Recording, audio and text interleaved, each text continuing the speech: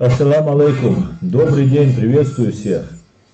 Сегодня я вам обращаюсь за помощью. Мой друг Иса Цицкулаев, ветеран русско-чеченской войны, по вине французских врачей вот уже 9 лет находится в инвалидном кресле. После химиотерапии и многочисленных пункций, проведенных без его согласия, он испытывает невыносимые боли. Для этих врачей он стал подопытным пациентом. Они преследовали свои алчные цели, и теперь французские врачи отказывают ему в лечении. У нас осталась последняя надежда. Последняя надежда на врачей Германии. Для этого нужны средства. Для того, чтобы он мог приехать в Германию, получить, уточнить, узнать свой точный диагноз, для того, чтобы можно было провести правильное лечение. Для этого нужна ваша помощь. На экране вы видите номер телефона, по которому вы можете уточнить необходимые моменты и детали, а также реквизиты, которые вы видите вот на экране. Я прошу вас всех не оставаться равнодушными. Я, Акцуев Аслан, правозащитник, а также наша организация Human Rights Center Ичкерия, находящаяся в Германии, просим вас не оставаться равнодушными и помочь нам. Кто может, как может, любая помощь будет очень кстати. Спасибо большое, рассчитываем на вас. Всего самого хорошего. Адикюэль. Дигарду массаргаша эту болчара от реквизиты шейк далуштол сюда гона осталлацер одар сюда. Аллах рейс хуйшун массарна дел рейс хуйшун. Дал массу мок швоч саган дал дарб дуэль дал ули юэль. Дел рейс хуй адикюэль. Ассалам алейкум. Добрый вечер. Ассалам алейкум. Приветствую всех, друзья. Сегодня 20 ноября 2020 года. С вами снова я, Орти Аслан, на канале Реалити. На YouTube канале Реалити. И я каждый свой стрим, каждое свое видео буду начинать вот с этого обращения к вам ко всем. Я прошу не оставаться безучастными. И я прошу всеми доступными способами, кто как может, помочь Исе Цицкулаеву. Много есть способов, у кого-то есть связи, у кого-то есть деньги, у кого-то есть советы и так далее. Пишите под этим видео, пишите, вот оно у меня на канале размещено. Пишите под этим видео, что вы можете посоветовать, пожелания ваши. Тоже все это нужно и необходимо. Это видео должно увидеть как можно больше людей. И мы должны попробовать помочь ветерану нашей русско-чеченской войны. Хотя этих ветеранов и погибало, и погибает, и мы не обращаем внимания, их огромное количество. Мы готовы делать все, что не нужно, а вот нужно мы иногда пропускаем. Конечно, не все. Там возникают вопросы по поступлению денег на счет. Я был бы признателен, во-первых, да, перевести этот ролик на французский язык. Кто может, это делает мой друг, чеченский след Рязанский сахар, канал. И можно перевести на немецкий, на другие языки. И есть какие-нибудь там общественные организации, отправить эти видео, какие-нибудь правозащитные организации, медицинские учреждения. Кто из вас на что гораздо и может, да, это в тех же социальных сетях распространять. Специально по-русски это сделано, чтобы можно было перевести, и не все знают, иностранцы, не то что наш, даже русский, поэтому хотя бы на русском языке. Вот. На нашем языке, конечно, мало кто говорит из иностранцев, который может нам помочь. Обращаюсь к всех, прошу, украинцев прошу, тоже распространяйте, вы можете вырезать этот кусок. Он отдельно есть у меня, вот это видео есть отдельно на моем канале. Давайте окажем помощь, кто с тем может. Возникают вопросы по поводу там перевода там и так далее. Это может быть как ошибка, когда вы заполняете, отправляете, также и имя. Вот здесь в этом, то, что я сейчас продемонстрировал в ролике, есть имя на французском, как должно быть записано. Конечно же, есть враги, которые могут помешать этому. Без ничего святого у этих людей нет. Воспользоваться именем, номером карты и еще что-нибудь попробовать. Достаточно IBAN ввести, вот эти данные ввести, и это имя само высвечивается какой банк, который отправляет. И проблем никаких нет. Как бы люди, кто-то ошибается, а кто-то целенаправленно названивает родственникам ИСе и пытается там какую-то информацию выудить. Кто-то же пытается на самом деле искренне помочь. Кто может, помогите. Не ищите со мной связь, тем более через Францию, если вы заходите, если вы говорите на французском, понимаете это, как-то можете посоветовать. Раз вы советуете, вы что-то в этом понимаете, то ко мне выходить не обязательно, да, с этой инициативой. Это можно сделать там же, на месте, кто поможет. Еще раз прошу не оставаться безучастными. Далее, еще раз всех приветствую, всем рад. Ассаламу алейкум, дорогие друзья. Наш канал подвергается неимоверной атаке, постоянные DOS-атаки, скручиваются просмотры, подписчики, убираются комментарии. Уже люди некоторые, убрать комментарии, да, это не так вроде бы кажется важным, как бы, особенно если у тебя там 5000 просмотров, и там где-то там 500 или сколько-то комментариев, да, это не так много, как бы получается, да, хотя для 5000 это 5500 комментариев, это многовато. Ну, может быть, если тема интересная, люди начинают друг с другом спорить, общаться, оставлять комментарии. Ну, с учетом того, что наше видео, как бы, наши контент-видео не всегда, точнее, всегда небезопасны для тех, кто смотрит. Поэтому эти комментарии, когда человек напишет, да, что какую-то информацию он выложит, которую знает, да, затронула его эта тема, которую мы обсудили, а мы обсуждаем очень наболевшие, очень болезненные темы. Когда мы затронет вот нас вот эти ситуации, человек пишет комментарий, и этот комментарий пропадает. И у него в следующий раз, по себе я могу это даже судить, отпадает охота просто повторно писать. Ты что-то много распишешь, где-то пытаешься что-то донести, а потом раз, и все это исчезло, да, ты столько вложил в это сил, и каждый раз это делать, ну, как бы, людям очень бывает накладно, и люди просто перестают писать или даже заходить на этот канал. Поэтому не стесняйтесь, продолжайте, кто находится вне пределах оккупированной, временно оккупированной Чеченской Республики Ичкерия, тот, кто находится вне пределов фашистской России, оккупировавшей ту самую Ичкерию, то вы находитесь практически в безопасности. Конечно же, меры безопасности должны соблюдаться, даже если вы находитесь за границей, потому что если вы ездите домой, у вас дома есть родственники, вы все пострадаете. Всех, кто проявляет какую-то активность, кто-то борется за права, за самый ущемленный в правах народ в мире, без преувеличения на сегодняшний день, самый ущемленный в правах народ в мире, народ, который является инструментом уже после того, как переживший геноцид, в руках. И не только России, да, в какой-то степени, да, находясь здесь, мы тоже являемся в какой-то степени людьми, недостаточно обладающими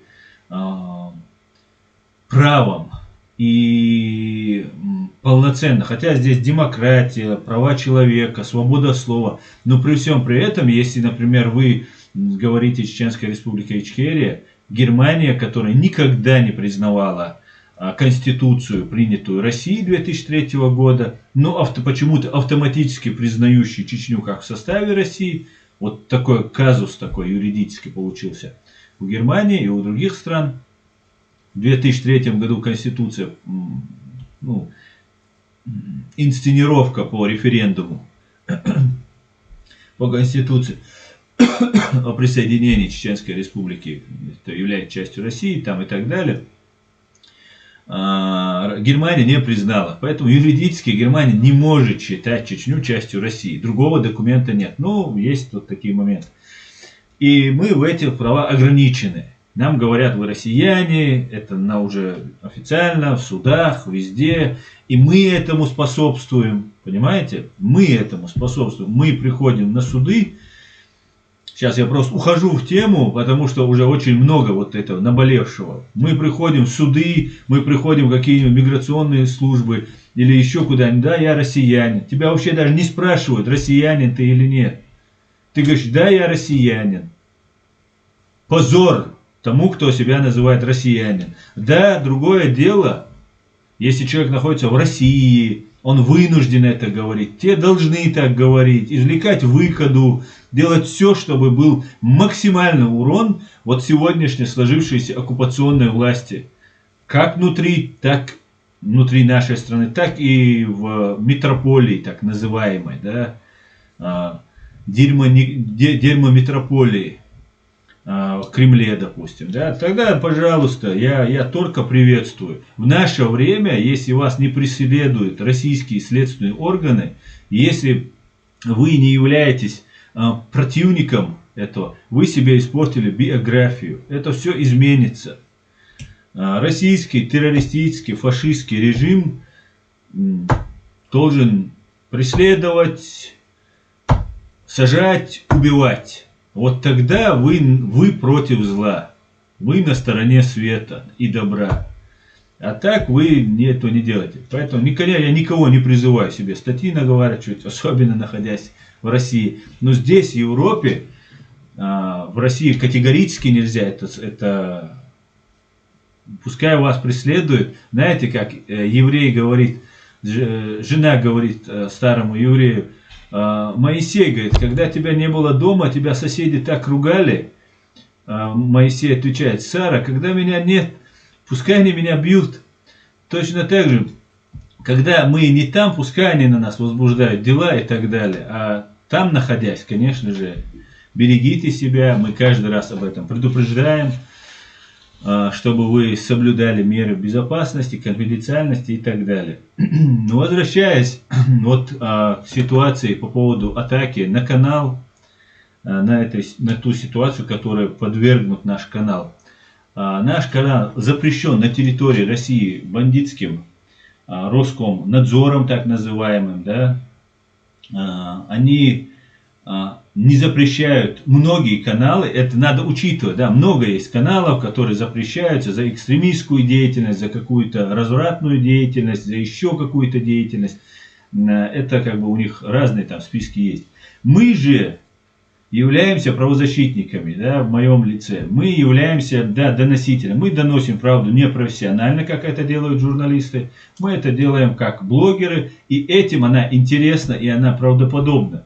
Потому что если вы говорите простые вещи доступным языком и честно, то народу это верит. Это большая угроза, большущая угроза для них. И поэтому нас атакуют. Мы являемся, наш канал реалити и все, чем мы занимаемся, является целью номер один. Мы это знаем. Мы этим нельзя сказать, что гордимся. Но считаем, что это, да, мы это заслужили, мы считаем, да, потому что мы работаем целенаправленно, точечно и болезненно, что, соответственно, является болезненно для них. И поэтому для нас направлены все ресурсы. В ближайшее время, конечно, атаки на меня продолжатся, как физические, которые они пытаются сейчас завуалировать, там как-то набраться веса, потому что здесь они вне закона, здесь они бандиты, самые настоящие, здесь они на пушечный выстрел открыто подойти не посмеют. Мы об этом знаем, там нам рассказывают, там представитель Кадырова какой-то, Дугазаев здесь есть. Мы знаем, вы все прекрасно знаете, как мы отзываемся, никто никогда не звонил, не пытался разобраться, никто не подает на нас в суд, снимают наше видео за пропаганду терроризма. за то, что Россия атаковала Францию. Целый стрим мы рассказали, как Россия атаковала. Я вам рассказал, как атаковала Россия Францию, как это все подготавливалось, как это все очевидно, как многие это видят, кто следит и наблюдает за вот нашим чеченским сегментом. И заблокировали наше видео. Оно восстановлено, если вы помните, оно восстановлено. Это атака России на Францию. Целый стрим наш тут. В этом месте, по-моему, 2 января, по-моему, 12. Так вот, ни здесь, ни Тимур Дугазаев, ни другие здесь ГРУшники, бандиты, террористы, торговцы наркотиками, которые вот занимаются через российское посольство, ни ГРУшники, да, как я сказал, не то, что там не вышли там разобраться, там, как, ну, пытались разобраться, провоцировали, проверяли, брали на понт, как говорится, да, проверяли, раз такой в очках, интеллигентный, значит, его можно легко испугать, там, мы его это, мы его то. Всякое пробовали, ну, чтобы, например, тот же Альфред Кох, да, человек очень богатый, нанять юриста, написать на меня заявление, пожалуйста, я хочу, я жду этого заявления, но они не напишут заявление. Ни они не напишут, ни Дугазаев не напишет. Да, со мной разбираться нужно как с правозащитниками, конечно. Но если вы хотите там принести мне физическую боль и моральные страдания, как говорится, вам нужно попробовать. Попробовать открыто, как мужчины. Давайте, я тебе сейчас покажу. Они здесь бандиты, они здесь преступники. Так вот, мой канал, который запрещен на территории фашистской России, здесь на него не подается заявление, не подаются никакие жалобы, меня никто не тащит в суд. Хотя я наговорил, на мой взгляд, уже достаточно, чтобы хотя бы попробовать подать на меня в суд. Но они не подадут на меня в суд. А если подадут, я с удовольствием буду рассказывать, какие преступления они совершают, как они их совершают. Я сам хожу по судам и предлагаю им вот эту информацию.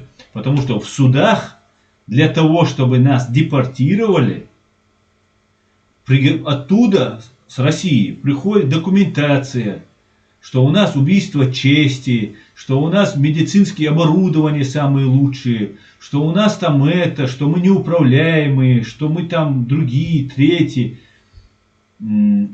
Правду с перемешкой с 90% лжи.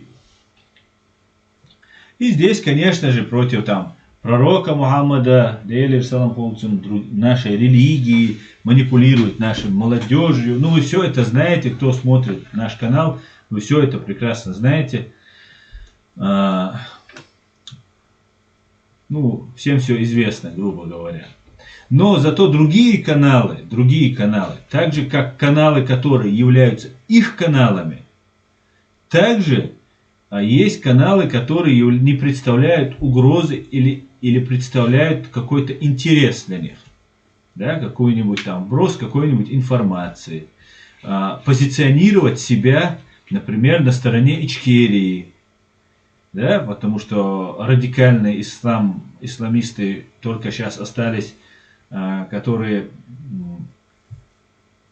в интернете уже не пишут, где-то там разговаривают, радикальный ислам. Но это так, я говорю, это мода такая. Человек обиден на все, это долгая история, здесь должны разбираться психологи, здесь должны разбираться специалисты в этой ситуации, антипропагандой заниматься должны.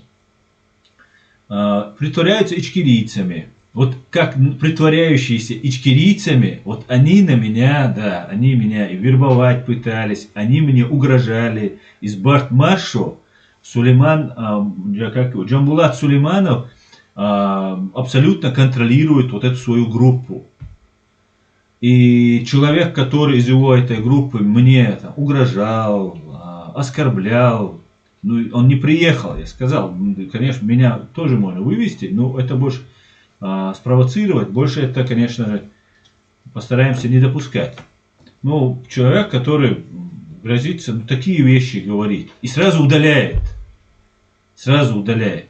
эти люди представляются ичкерийцами. Я не делаю ничего плохо для ичкерийцев. Да, я поддерживаю правительство Ахмеда Закаева. Но я как институт поддерживаю. Я не поддерживаю Ахмеда Закаева. Я не поддерживаю как личность этого человека. Я его практически не знаю. Но я знаю, что нам нужно правительство. Как юрист я это понимаю. Без правительства там не имеет значения, какая личность. Он может быть хорошим и плохим. Главное, одно единственное условие, правительство должно быть независимым. Оно должно быть бесконтрольным русским оккупантом. Вот если это правительство независимо, абсолютно свободно принимать свои действия в угоду, в пользу чеченского народа, какие-то свои решения, мне абсолютно без разницы, кто там будет. Мужчина это будет или женщина, высокий он или худой, пьющий он или не пьющий, такой он сякой. Главное, чтобы он хорошо, профессионально, и тоже очень важно в нашей ситуации, мы-то не в простое время живем, чтобы была преемственность власти была сохранена. Тоже важно, очень важно. Но это не принципиальные вещи, но которые необходимы для существования нашего правительства. Поэтому я не делаю ничего плохого для ичкерийцев, да, чтобы меня можно было в чем-то оскорблять. Если кто-то не любит Ахмеда Закаева, у него личная власть, он с ним спорит и так далее. Я не спорю власть, я не стремлюсь. Меня попросили, как бы уговаривали меня принять решение, чтобы вступить там в правительство Ичкерии. Я дал когда-то словесно на словах свое согласие, а потом выяснилось, что это не нужно делать, и на этом эта тема была закрыта для меня. Мне это не нужно. Я не ищу ничего. Я никакой не политик. Я правозащитник. Я человек, рядовой гражданин Чеченской Республики Ичкерия, который видит всю эту несправедливость и считает необходимым не молчать. Все, что я делаю. И я буду это делать. Больно это кому-то, опасно это там для их режима, потому что они абсолютное зло. Да, абсолютное. И юридическое, и фактическое. Поэтому эти люди должны понести ответственность. И это не важно, я это буду там прокурором, который на них будет там что-то говорить. Правительство Ахмеда Закаева это будет, или там другие блогеры, или другие умные люди, которые соберутся и сделают что-то важное и полезное. Это для меня как бы ровным счетом не важно. Главное, чтобы был результат.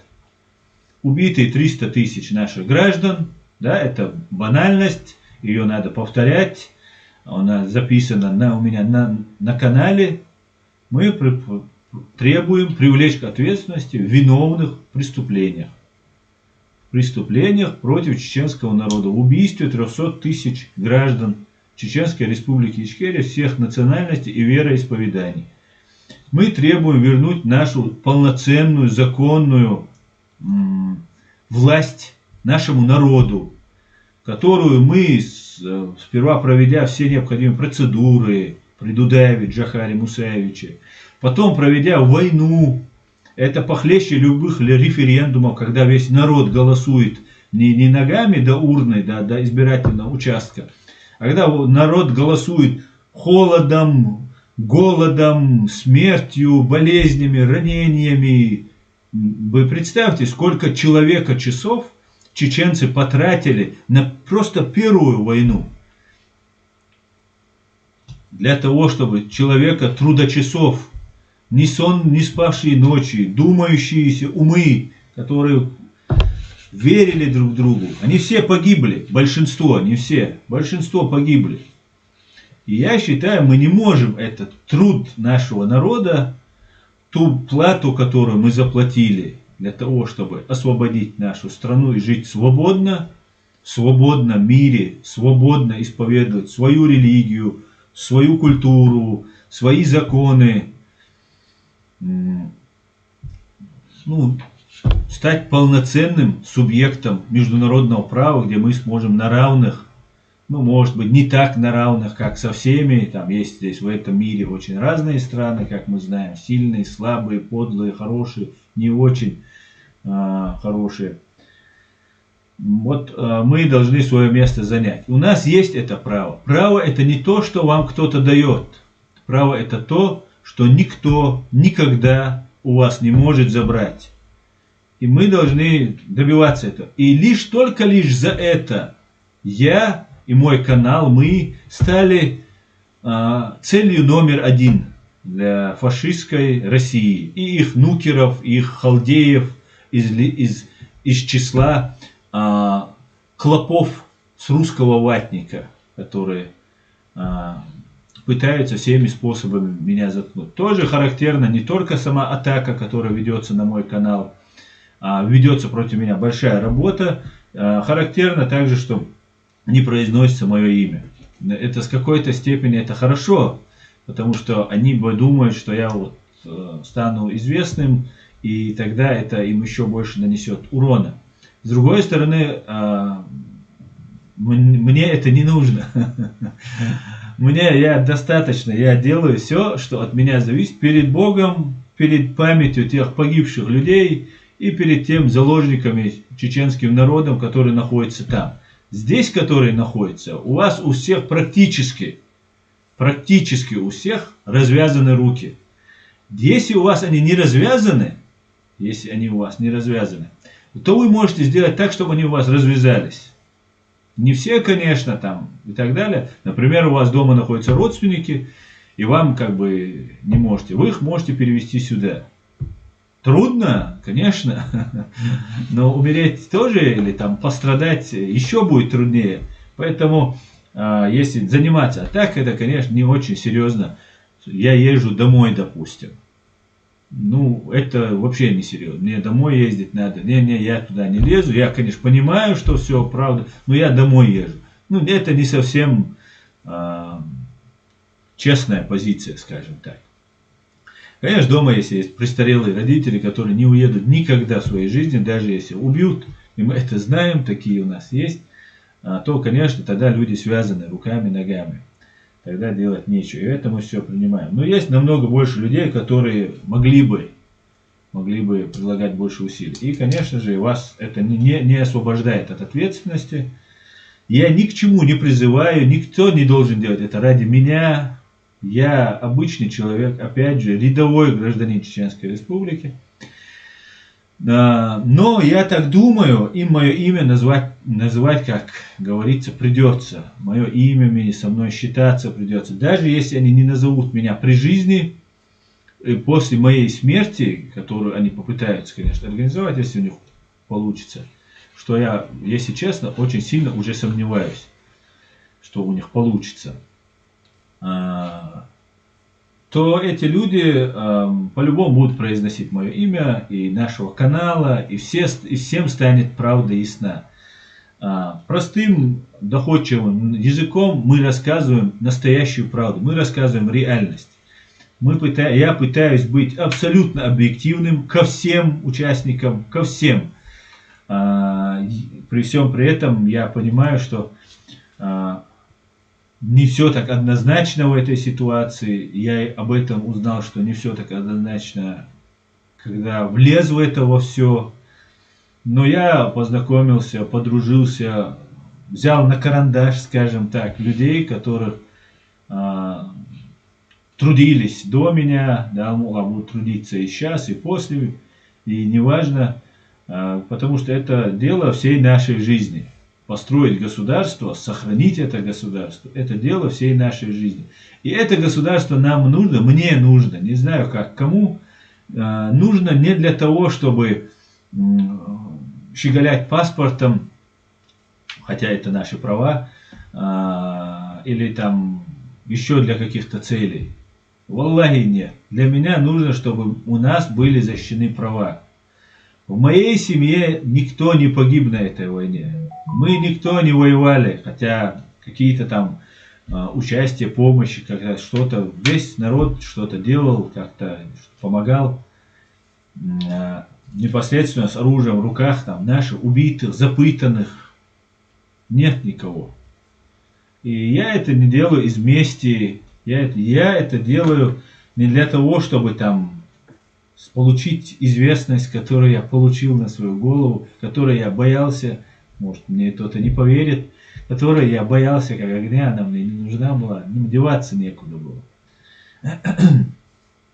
Нужно было защищать. Мне нужны права людей, права граждан чеченской национальности. Это цель для того, чтобы эти права, те, которые нам полагаются и даны от Бога, которые записаны в наших законах, в международных законах, которые необходимы для наших будущих поколений. И без этого нам никуда не деться.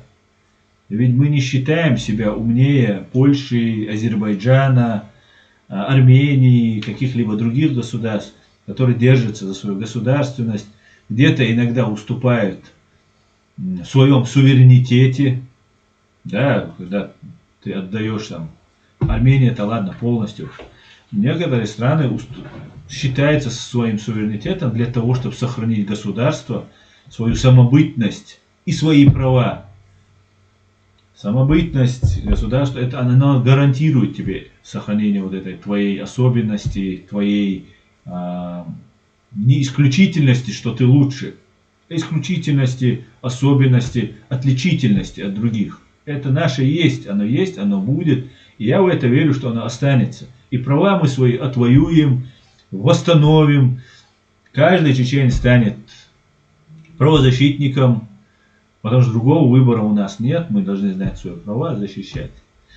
Ну вот, если вкратце так, наш канал опять же атакуется, продолжается атака.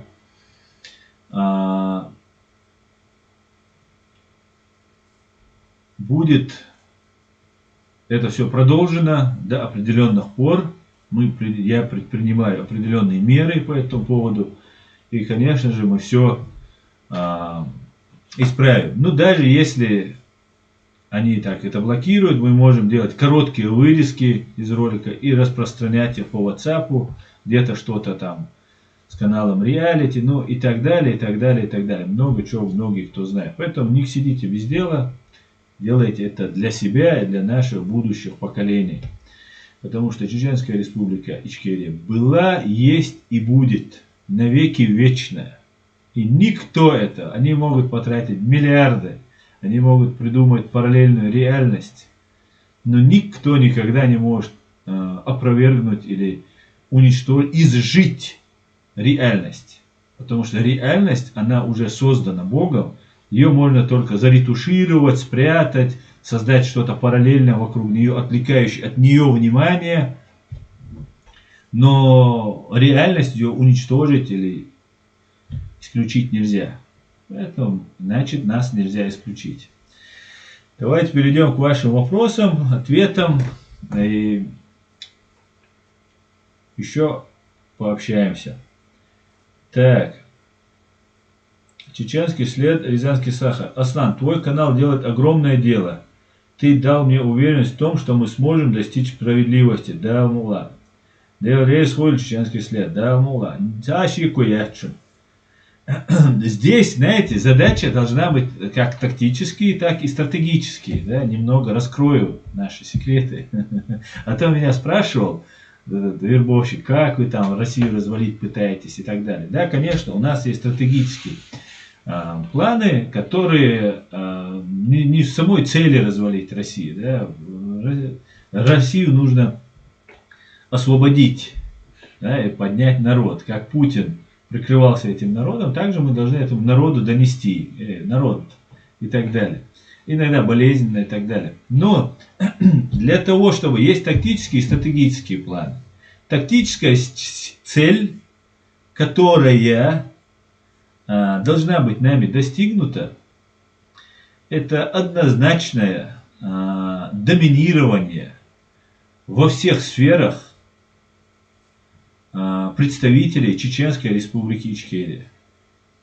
В каждой стране, в каждом регионе, в каждом городе по возможности должны быть Ичкерик Энти, Ичкери, Юари, не обязательно Кенте, Альча, это воины должны. Мы должны ненасильственным, правовым путем открыто заявлять и отстаивать свои интересы.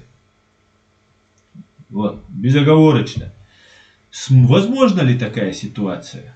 Да, я вам приведу пример, чтобы вы знали, что это возможно. Когда мы только-только сюда перебрались, начали наши сюда приезжать, и здесь много было людей, которые стояли на позиции Ичкерии, нашего государства, за которое мы заплатили большую кровавую цену.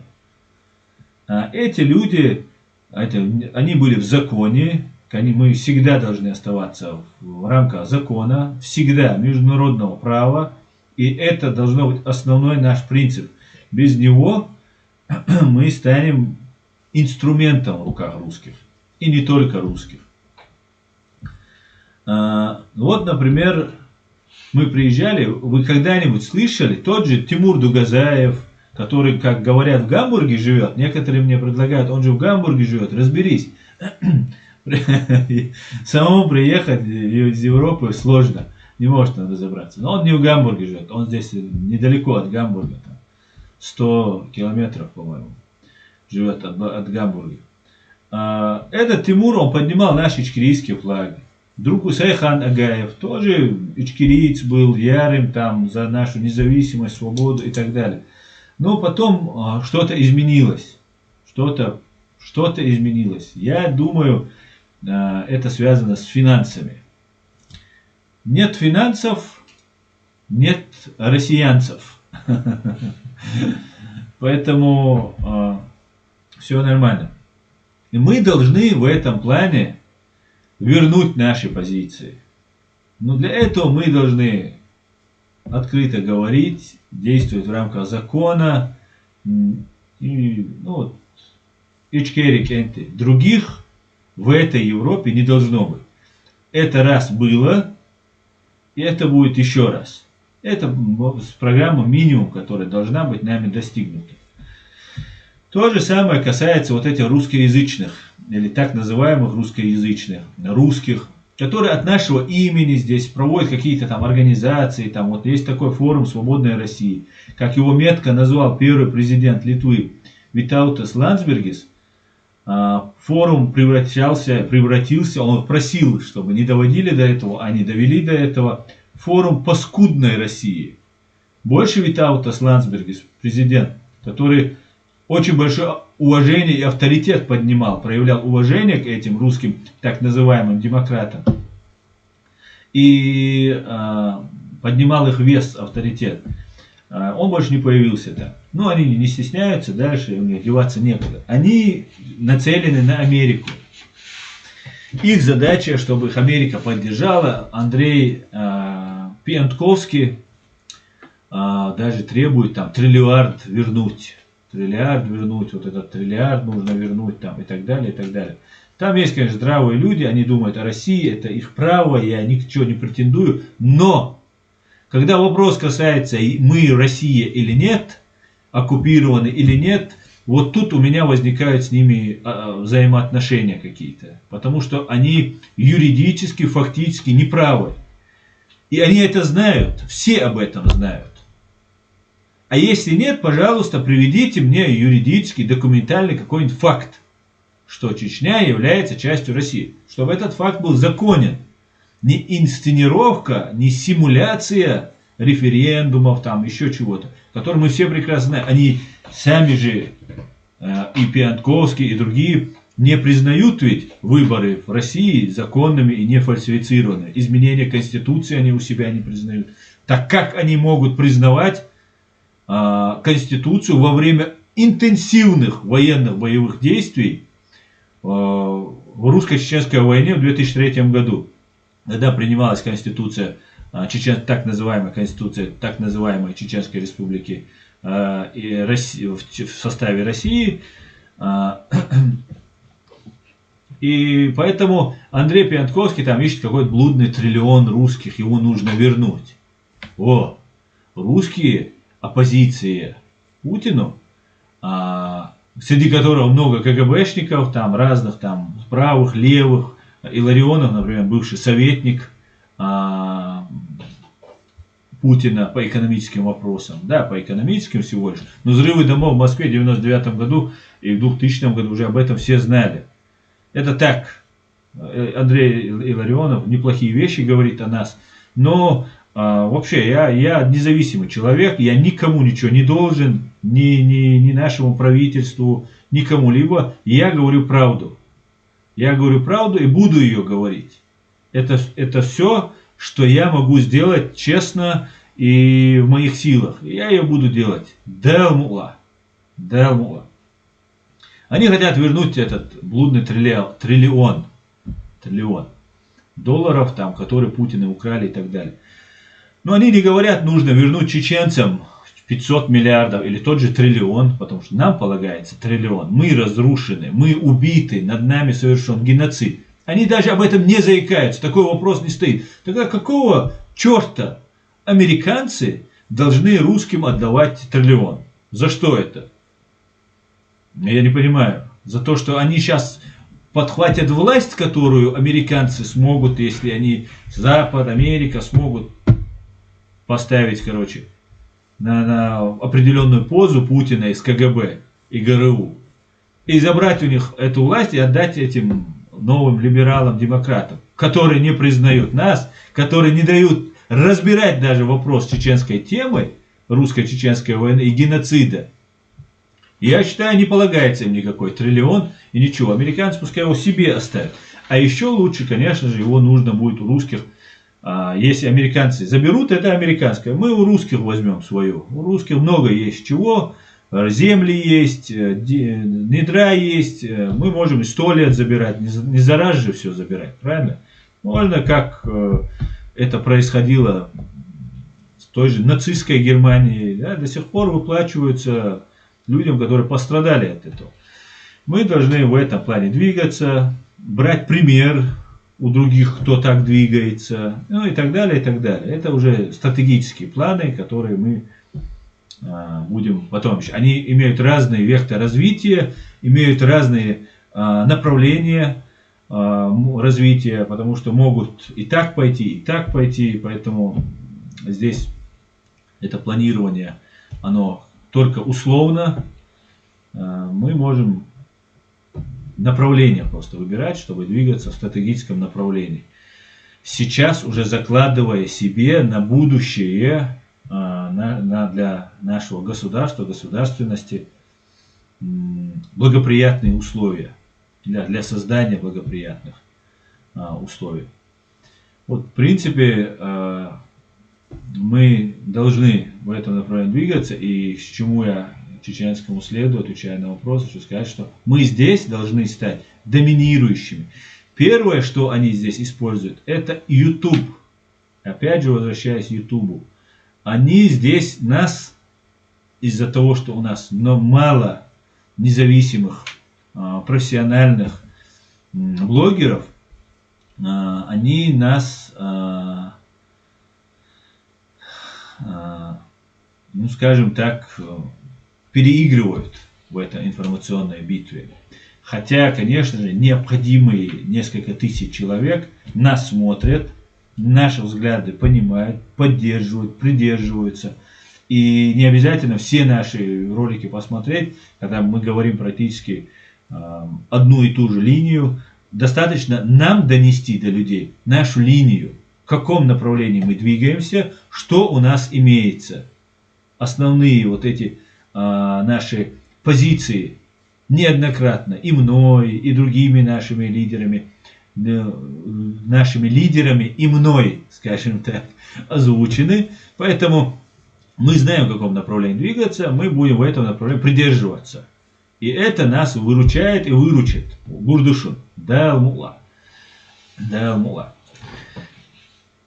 Поэтому давайте делать упор на YouTube. За YouTube будущее. Делайте ролики. Вы выпиливайте мои ролики, отрезайте его. Чеченский след это делает. Заливайте мой ролик себе на канал. Создайте канал и просто так, как зеркало. Просто взяли мое, загрузили. Взяли, загрузили. Если вы так будете у себя там загружать эти же видео, это тоже принесет. И также другие, это тоже принесет пользу. И также другие каналы. Чеченский след, Рязанский Сахар, Ичкерия Форева, антирашизмус, ну сколько у нас их. Но они все не раскручены или слабо раскручены. Мы их должны как можно больше раскручивать. Несмотря там, раскрутите их еще больше. А те каналы, которые есть у них, они тоже очевидны. Я сегодня буквально ознакомился там, сегодня был выпуск Донбасс Реалии, да, украинские вот эти. И они как раз обсуждали вот эту YouTube проблему. YouTube тоже обратил внимание, видимо, и начал из трендов Соловьева убирать. И в России взвыли. Приняли законы, сейчас будут этот YouTube закручивать. Его уже куда закручивать? Московская область Ютуба во рту тапочек приносит, когда Роскомнадзор скажет, приносит, давай быстро. Все, московский офис Ютуба бегом бежит. Потому что это огромные деньги для Ютуба, потерять российский рынок. И есть вот эти их люди, которые работают в этом Ютубе. Да, эти кто работает в этом Ютубе, в русском Ютубе, в московском офисе Ютубе, эти люди, они ходят домой вечером после работы, они учатся где-то, у них папы, мамы есть, там родственники есть. Эти люди сделают все, что им скажут. Ну и тем более в России достаточно предложить денег, даже угрожать не надо. Красивые, как это говорится, доброе слово и кольт лучше, чем доброе слово. А если доброе слово, кольт и доллары, то эти продажные работнички московского Ютуба, так как у нас наш контент на русском языке, его обслуживают, чтобы не было какой-нибудь там экстремистской, запрещенной какой-нибудь деятельности на канале. Наш канал, мой канал обслуживает московский офис Ютуба. Поэтому они могут влиять на это. Они мне могут не отвечать, когда им неохота. Но когда я пишу обоснованную жалобу, они не могут отказаться, потому что я могу дальше пойти. Я могу сразу же пойти в суд, пойти там еще куда-то. И они не злоупотребляют этим. Но я всегда не успеваю. Плюс они вот меня постоянно скручивают, убирают комментарии. Это надо все доказывать. Они говорят, все нормально. Ну, короче, долгая история, которая не всем будет понятна. Поэтому мы должны на эти каналы, которые есть в России, обращать внимание. И Донбасс Реалии точно так же начал обращать внимание и уже начал говорить о... Сейчас, одну минутку, я вам как раз найду это видео.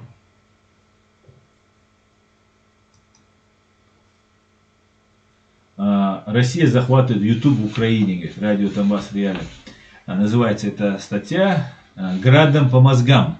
Град – это установка Град, которая применяется в Украине против украинцев. А теперь они вот применяют это градом по мозгам.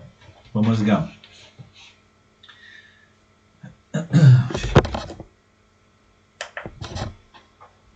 Поэтому мы должны всячески способствовать тому. Сейчас, одну минутку. Для того, чтобы не было, чтобы их пропаганда была менее эффективной, а мы как-то добивались своих результатов. Ну, давайте я много говорю сегодня, не давая конкретно какой-то информации, сопровождая ее каким-нибудь видео или там фото, или читая ваши комментарии. Поэтому давайте сперва перейду к вашим вопросам, а потом уже можно будет и обсудить некоторые темы. Так. Чеченский след, Рязанский Сахар. Это огромная программа Рашки по захвату медиапространства. Они потеряли главное оружие зомбоящик. Да, совершенно верно. YouTube очень большая сила. и мы должны всячески его использовать. Ситуация в корне изменилась во всех направлениях. Во всех. Пожалуйста, друзья, не оставайтесь безучастными. Так. Фриман антипатизм. Не может быть империя с демократом, так как не может империя существовать без войн, диктатуры, репрессий, лжи и нищеты. И нарушения прав других людей, я бы добавил. Фриман антипатизм. Чинхо, чеченский след. Валлай, по почерку узнаете. Так. Справедливо, Хамза, раб арабов. Асна, как ты думаешь, почему арабам, туркам и другим братьям на мусульманина ты или нет, если вопрос касается их выгоды? Я не знаю, я не хочу сейчас поднимать вот этот националистический вопрос. Я считаю, что у всех есть свои национальные интересы. Если касается личности, ты говоришь, да, когда там где-то надо кинуть, там объегорить и так далее, то да, это есть присуще и не только арабам, и туркам, оно всем присуще, такие люди есть везде. И в мире нет идеальных наций, идеальных людей и так далее. Но вот почему-то некоторые из нас пытаются их боготворить и считать, что они такие. Хотя это, конечно, и не в плохую сторону, не в хорошую сторону, нет идеальных людей.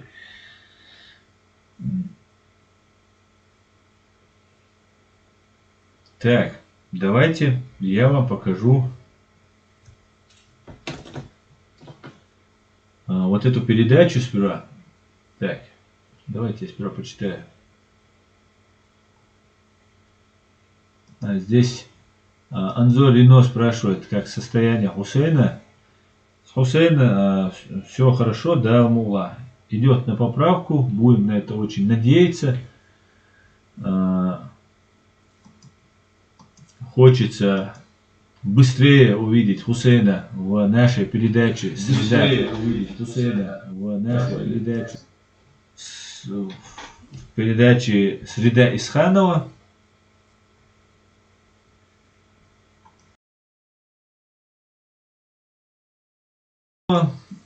И я думаю, в ближайшее время Хусейн выйдет с нами как можно быстрее с нами на связь. Так.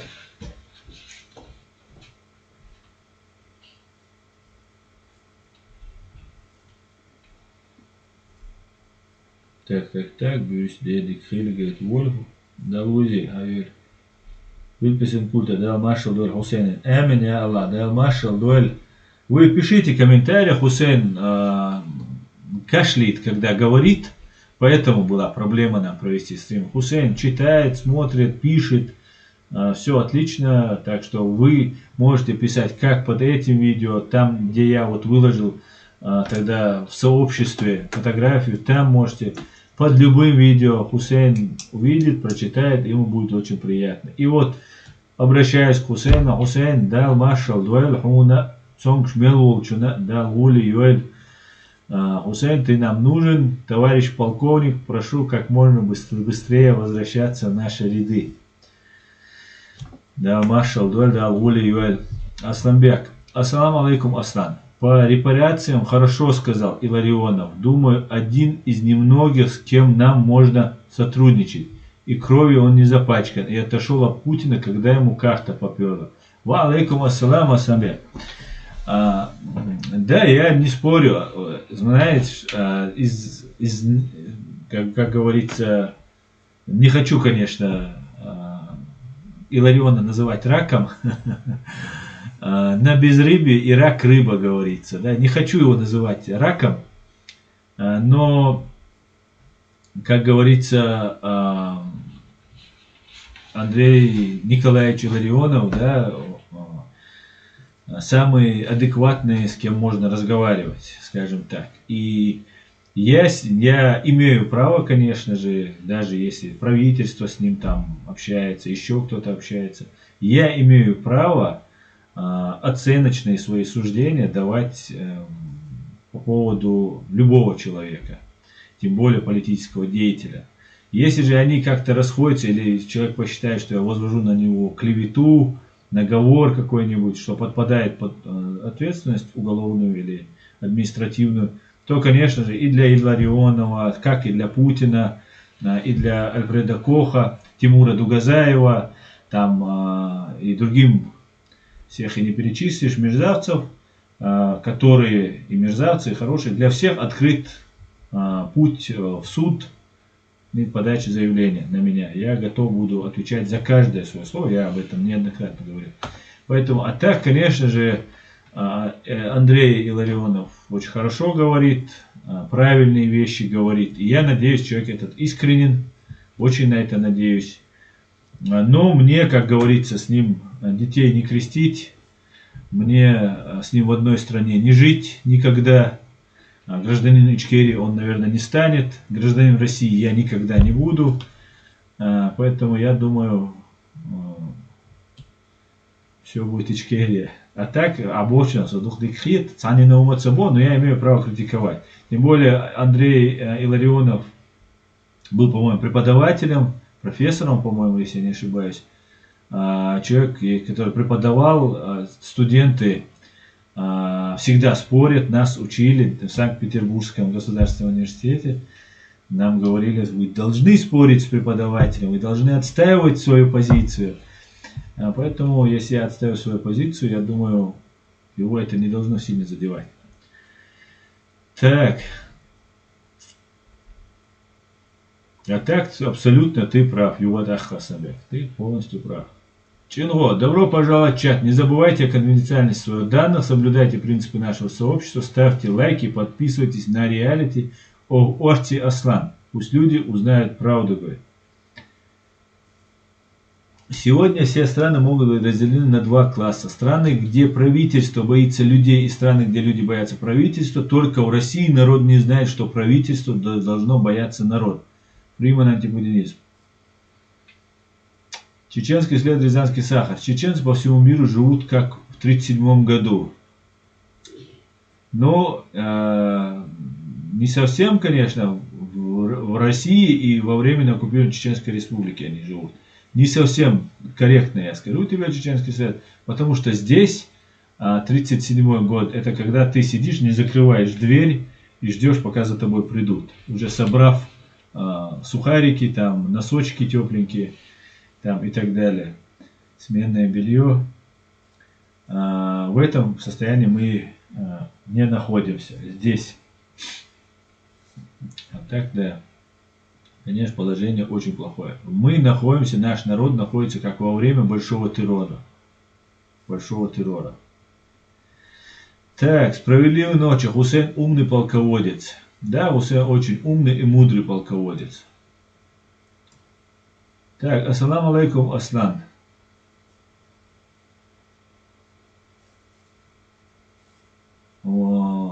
Сейд Амин Мавац Гуш Мичауэ. Ва алейкум ассалам, Хамзат. Сумца со Сейд Амин связять.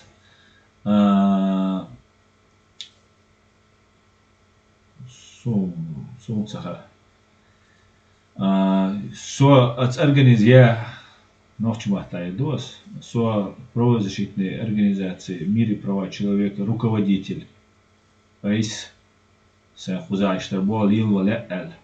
Сайда луч, Юхивайтан. Азболбина, Инца, немецкое отделение мира права человека, со Юкалячвац и вообще Шумадац. Я занят построением своей независимой правозащитной организации Human Rights Center Ичкерия. И буду продолжать в этом направлении двигаться. Так. Эд Мамедов, как ты думаешь, какой можно сделать вывод с Карабаха? Да, это твоя проблема, это твоя тема, которая тебя очень волнует, я знаю, мы ее с тобой обсуждали, у меня не до конца выработано полностью мнение по этому поводу, свое какое-то сложилось, скажем так, мнение. Но я исхожу из фактов, да, я по большей части даже не юрист, математик, я исхожу из фактов, что Земля, принадлежащая Карабах, Нагорный Карабах, принадлежит Азербайджану. Это исторический факт. Это несправедливость по отношению к азербайджанцам, тем людям, которых 30 лет назад изгнали из своих земель, убили в огромном количестве. Мечети их превратили в свинарники. Есть фотографии по этому поводу. Ну и тогда вы все это знаете. Есть другой факт. Международное право признает это территориальное деление как частью Азербайджана. И никакая это не страна, независимая республика. У армян есть своя страна. В этом я в корне не согласен с Борисом Стамахиным, который говорит, что Армения, Карабах это как Чечня там и так далее. Пример. Абсолютно не так. Будет время, обязательно с Борисом Стамахиным этот вопрос тоже можно будет обсудить и поспорить с ним на эту тему. Конечно же. Земля принадлежит в соответствии с международным правом Азербайджану, но и возникает другой вопрос. При всем при том, что это земля азербайджанцев, управляет азербайджанцами внук во втором или в третьем поколении ГБшника Алиевы, семья Алиевых. Да, это богатые люди, успешные. Азербайджан нам помогал в какой-то степени. Также выдавал наших бойцов. Режим Алиева выдавал наших бойцов. Это если нашу чеченскую сторону брать. А если в общем брать, я могу сказать, что мне не нравится, что в Азербайджане президент Алиев, нельзя его убрать и выбрать другого президента. Мне это не нравится. Также смотрим теперь армянскую сторону. Армяне захватили чужую землю, прожили на ней, убили людей на этой земле, прогнали их, оставшихся убили, оставшихся прогнали, и они проиграли. Это заслуженный проигрыш, который армяне заслужили. И они не сражались, так как понимали, что их уничтожат полностью. Ну что делают армяне? Армяне все это время, как палестинцы, которые всегда будут терпилами в этих войнах, потому что русские будут их использовать как инструмент и плевать на них. И их права, даже где законные права палестинцев в отношении Израиля, хотя это так далеко зашло, этих прав ты уже не откопаешь, где эти права там были, с чего начиналось, так далеко все зашло. Армяне будут всегда терпилами, когда они будут с русскими. Но они будут еще большими терпилами, чем палестинцы, потому что на армян у русских еще большее влияние через ту же свою агентуру, которая живет в Москве, богатые, там те же средства массовой пропаганды, даже, например, Маргарита Симонян, там другие, третьи, которых назначают на очень серьезные большие должности. Это очень важная пропагандистская работа. И Маргарита Симонян, она работает не на Армению, или там Калантаров, или Лавров, министр иностранных дел России, который тоже является этническим армянином. Это не люди Армении и армянского народа. Это враги Армении.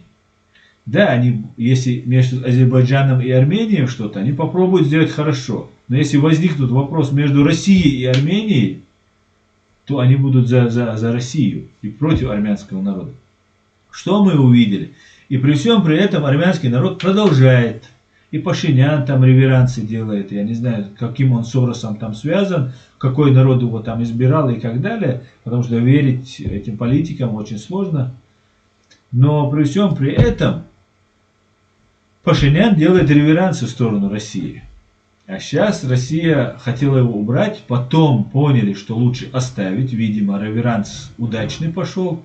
Или там какая-то своя еще какая-то игра. И вот у меня по отношению Азербайджана или армяно-азербайджанской войны, азербайджано-армянской войны, оно двоякое, неоднозначное. При всем при этом, опять же, безоговорочно я считаю, что люди, проживающие на территории Карабаха, имеющие законное право в соответствии с международным правом, обязаны были вернуться в свои дома, азербайджанцы, и азербайджанский Нагорный Карабах должен был стать полноценным, не просто фактическим, но юридическим, контролируемым Баку. Ну вот такое вот мнение.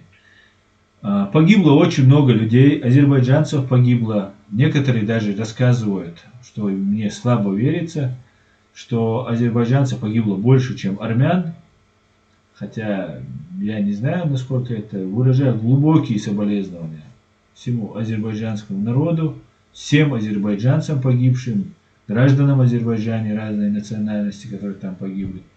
Также, конечно же, я выражаю соболезнования и армянам, которые на несправедливой войне Бог просто показал, как можно не только убить, но и унизить, оскорбить. И это сделала Россия, ваш вековой друг. И я выражаю, опять же, что бы я ни говорил, искренне, без проблем, без задних каких-либо мыслей, однозначно, искренне я всем армянам тоже выражаю соболезнования в связи с этой войной, с этой гибелью, страшными потерями. В основном гибли молодые невинные парни, которые ничего не знали про эту пашинянщину, алиевщину, путинщину или там эрдоганщину. Поэтому вот такая вот ситуация. Ну что бы я хотел посоветовать в своем видении, да? Армяне иногда говорят, когда они находятся на стороне русских, что они никакие не кавказцы и так далее.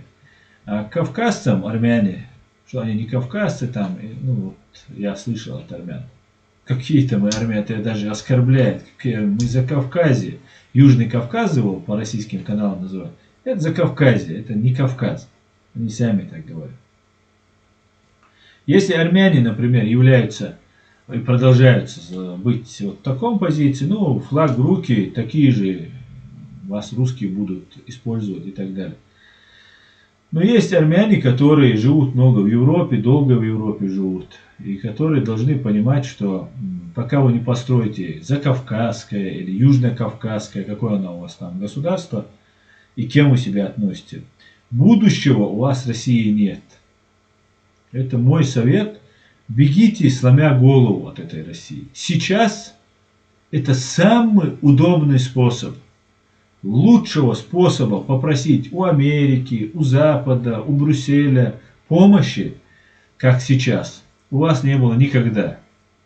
Вас предала Россия, у вас, хотя, опять же, это земли не ваши, поэтому вы сами как бы рисковали. Но сейчас у вас есть все способы ломануться от России, убежать от России.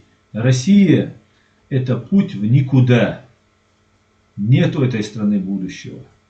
Вами будут манипулировать, вас будут использовать против других войн, на других войнах, не за армянские земли, не за армянские интересы, а за русские интересы. Так было, вы всегда верой и правдой им служили. Сочи, Краснодар, все это делалось, большая часть это делалась армянскими полководцами, солдатами, армией, карательными операциями, карательными отрядами, в том числе и в моей стране. Вам желательно изменить свое направление и стать нормальной европейской страной. И я думаю, у вас это самый верный способ. Это так, совет для армян. В принципе, где-то вот так мое мнение это. Вот мое мнение. Все, пойдемте дальше. Вывод: не верить русским. Да, вот сейчас этот вопрос вижу. Не верить русским. Идем на Запад, идем к международному праву, идем к законности, к правовому государству. Все, это будущее. Другого нет. Мир изменился. Давным-давно. Мы немножко опоздали. Мы, чеченцы, воюя, немножко задержались. Мы теперь должны двигаться только в этом направлении. Хотя наш отец-основатель Джохар Дудаев, нашего государства, отец-основатель нашего государства Джохар Дудаев и его товарищи, близкие его люди, они закладывали именно то, о чем говорю я. И я в полном смысле слова могу себя назвать дудаевцем. Я дудаевец. И всех призываю быть дудаевцами.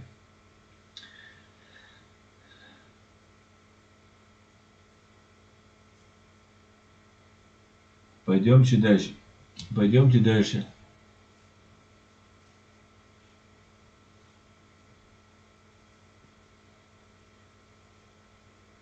Хамзат Гилаев про Сайдамина, я, может, не совсем, может, вам точно что-то выразился, сказал, Сайдамин аляцдуй хума абу Хамзат Гилаев. Со Сайдамин аль-Хумадац я просто со всеми своими новыми связями, за исключением некоторых людей, взял дистанцию и буду держать дистанцию. Буду держать дистанцию, потому что все не так, как я хотел бы видеть во всем. И это не просто политические разногласия. Поэтому Сайдамин, Саалумадат, Сайдамин, Диксагу, Воксагау, но есть вещи, которые я предпочитаю теперь заниматься независимо вообще от кого-либо. Так я принесу больше пользы, мне кажется.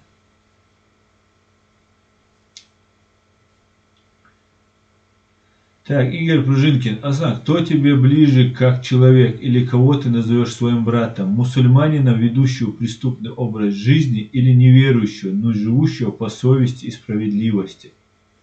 Очень какой вопрос такой хитрый. Ты, наверное, из него потом хочешь сделать...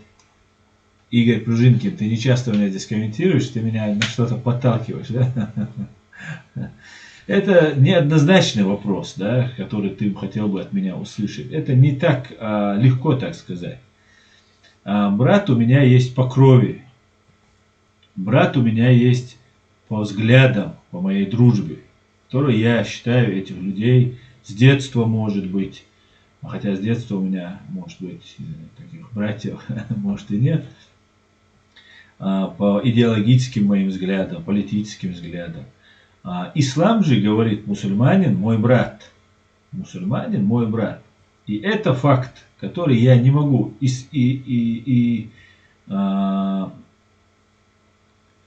исключать или отрицать. Я мусульманин, я верующий человек. И я считаю, что мусульмане, они друг другу братья. Как христиане друг другу братья. Братья по вере. По этой вере они братья. Но у меня также есть брат по моим идеологическим взглядам. По крови у меня есть брат. Родной брат есть, двоюродный, троюродный, десятиюродный и так далее.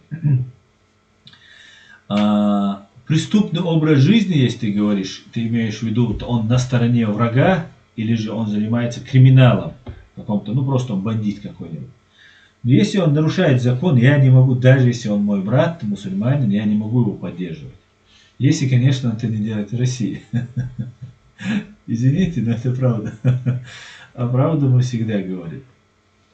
Поэтому, если он нарушает закон в стране, которая воюет с ним и находится в состоянии войны, да, военного положения, подписанное законным президентом Асаном Асхадом, то, конечно же, это я не считаю это нарушением. Он ведет, конечно, там много есть нюансов и так далее. Тяжесть преступления имеет значение для меня, ну и так далее, и так далее.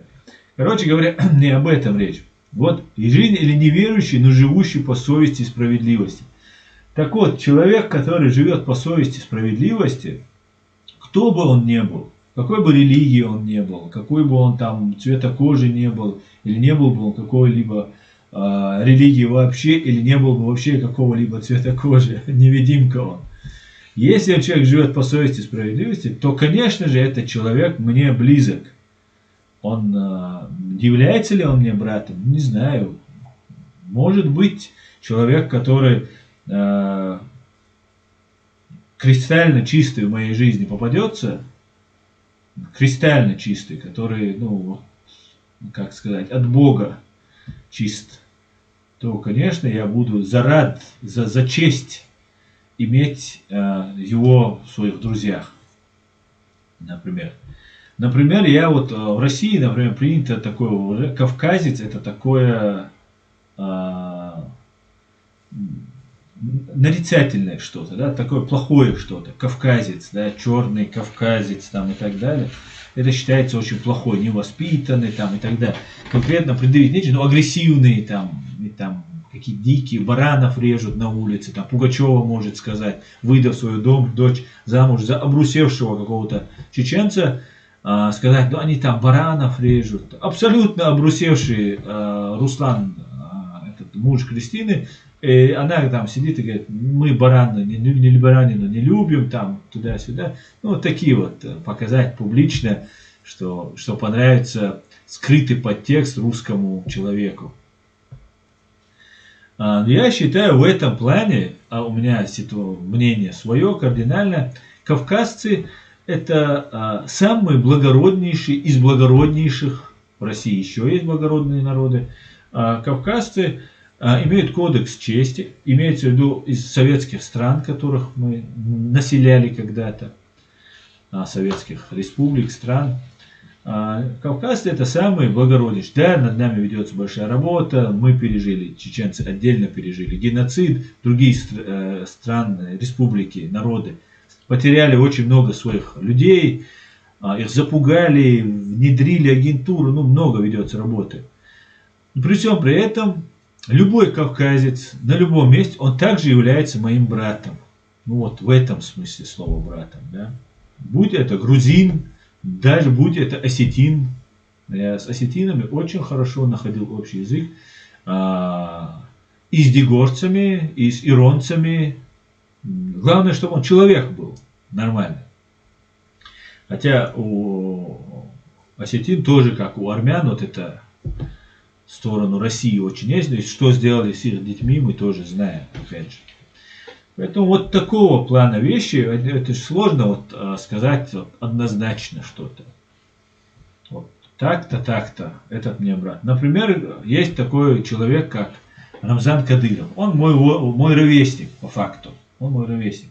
На год, по-моему, старше меня. Этот человек, зная чеченские вот эти внутренние хитросплетения, чеченскую вот эту тематику, ну, я скажу, лучше меня. Потому что его отец был муфтием, муллой, КГБшным, конечно. Но они вот все эти тусовки, как делать зикр, как делать там какие-то маулиды, там другие, третьи, эти вещи для меня, я видел, наблюдал, помогал это все организовывать, когда это проводилось на каких-то мероприятиях. Но я сам как бы не вникал в вот эти все вещи, делал свои замечания, которые мне не нравились, как они себя ведут. Но он знает эти вещи лучше. Там, у него есть советники, у него там по исламу им учат, как там надурить людей и так далее. Но он мусульманин. Вот в понимании, вот в моем понимании, этот человек остается мусульманином. Потому что он говорит, что он мусульманин, пока он не сказал, что я там, хотя он враг мусульман и все такое и так далее. Является ли он моим братом? Ни в коем случае он не является моим братом. Это человек, предатель Родины. Он, его окружение. Они могут как угодно красивые слова говорить. Да? И это нужно оказаться в их ситуации. Тот же там Шаат Урлаев или Магомед Даудов по кличке Бутылкин. И еще кто-нибудь. Они красиво могут рассказать вам. Они видели войну, они знают, что такое человеческая слабость, предательство, трусость. Не на словах. Они реально это видели. Кадыров Рамзан-то ничего не видел. Ну, мало чего видел. Он там только там, пытки, там, убийства видел. Но до тех пор, пока Магомед Даудов перешел на сторону русских, он принимал там какие-то участия, видел на своих глазах это все. Шаат Урлаев был, как мы знаем, телохранителем первого лица, президента Масхадова. Когда они чеченцы, они мусульмане, да, они чеченцы, они мусульмане. Так, братья они мне по факту? Нет, они мне не братья. И никогда ими не будут. Никогда. Единственное, кем они могут мне быть, стать моими подзащитными в суде. Когда настанет суд, я могу предложить им помощь, оказание юридической услуги. Настоящий, без нарушения закона, в международном суде или в суде Чеченской Республики Ичкерия. Не в российском, не в каком-нибудь продажном и так далее. Что им полагается по закону? Я считаю, что каждый человек, любой преступник, Чикатило это, Путин это, имеет право на адвоката. Имеет право на адвоката. Даже Путин имеет, даже Кадыров имеет право на адвоката. Даже Патрушев имеет право на адвоката.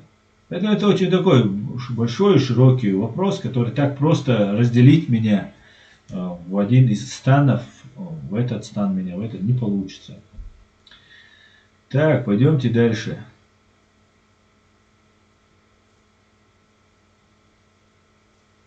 Тойзан, Маш Вовель, Тойзан. Давно тебя не было, Тойзан? Не было слышно. Нет, я не повелся на троллинг. Я задал вопрос, он мне задал вопрос, я развернуто его ответил на этот вопрос. Чтобы не было, моя задача развернуто доносить до людей позицию, нашу позицию. Кто-то, может, себе полезное из того, что я говорю, вычеркнет, подчеркнет и будет этим пользоваться. А наши друзья потенциальные увидят, как мы смотрим на разные вещи, увидят нашу позицию в том или ином свете и станут еще лучше. Вот один комментарий мне понравился. Парень один написал: я раньше уважал чеченцев, говорит, но теперь я их обожаю после того, как я смотрю твои стримы. И это расчеловечивание, которое произошло с нашим народом, мы-то понимаем, что мы не людоеды. Но не все, кто нас смотрит, понимают. И такой вопрос даже от врага, он очень полезен. Потому что мы даем разъяснить нашу позицию по этому поводу. Нам там могут написать, мы сейчас там пока это сделаем, потом развернемся, еще что-то сделаем. Нет, я говорю то, что я думаю.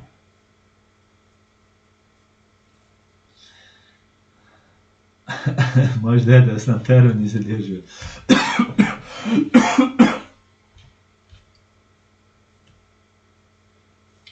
Так, Аслан, таких братьев, как академик, у нас в Китае миллионами. Вот нос, да. Аслан, Дудаев один из выдающихся личностей в мире, которые рождаются один раз в столетие. Да, Лазов, оба удаются. Амин, оба. А мир тоже не дает покоя этот вопрос.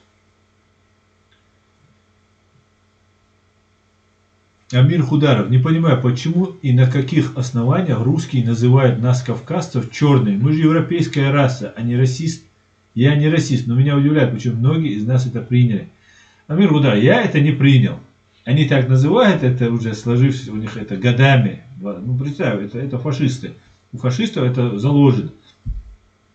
Но я не принял абсолютно. Я наоборот везде показываю, подчеркиваю, что это не так. Просто иногда знаю, что они нас так называют, иногда использую это. Но ни в коем случае, конечно, я не принял. Так. Чеченский след, Рязанский сад. 37-й год. Люди боялись, что так сказать друг другу. У нас сейчас точно такая же ситуация. Да, чеченский след, в этом плане ты прав. Но здесь-то мы могли бы так не бояться. Так, Аду Давлетук, можешь перечислить тобой клопы и многие другие есть, которые вводят в заблуждение людей с потенциалом, не давая им войти в международные институты. Поток времени. Поток времени. Они друг друга сами замочат. Вон Немадаев уже отправили на тот свет.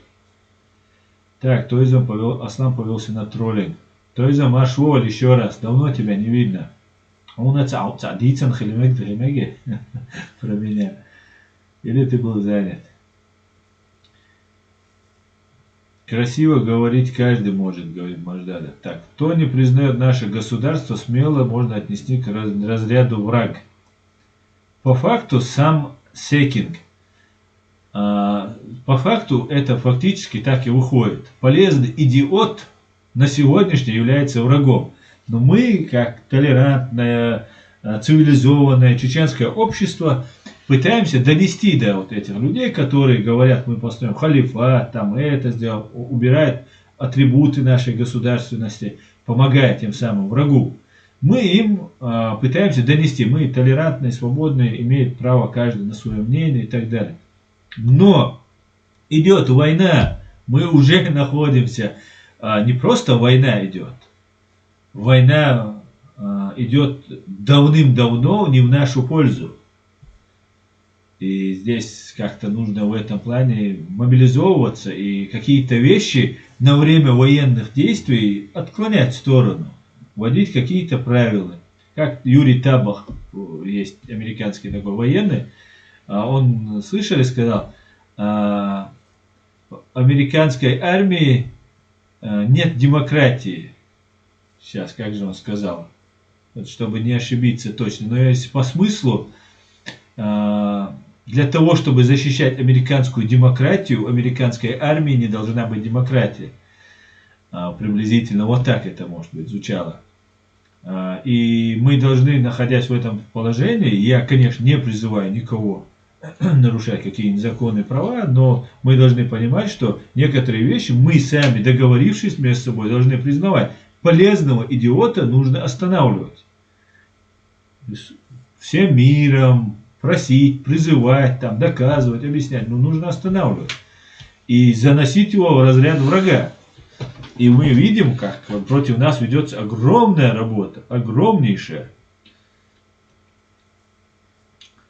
Игорь Пружинкин, спасибо за честный ответ, Асан. Кому бы из мусульман не задавал этот вопрос, все, не задумываясь, отвечали, что в любом случае мусульмане ближе. Ты не разочаровал меня. Ну, я не знаю, что ты имеешь в виду, но я сказал, как думаю. Так, Семен, тебе зачем так?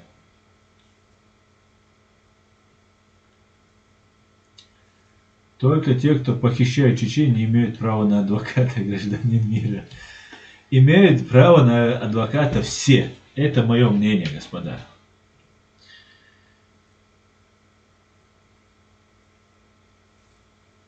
Daily Marshall Хуй, я всегда с вами был, то есть Маршал, то есть, это меня радует. Так. Игорь Пружинкин говорит, что он не троллил. Это было, ему важно было знать мнение чеченца-демократа.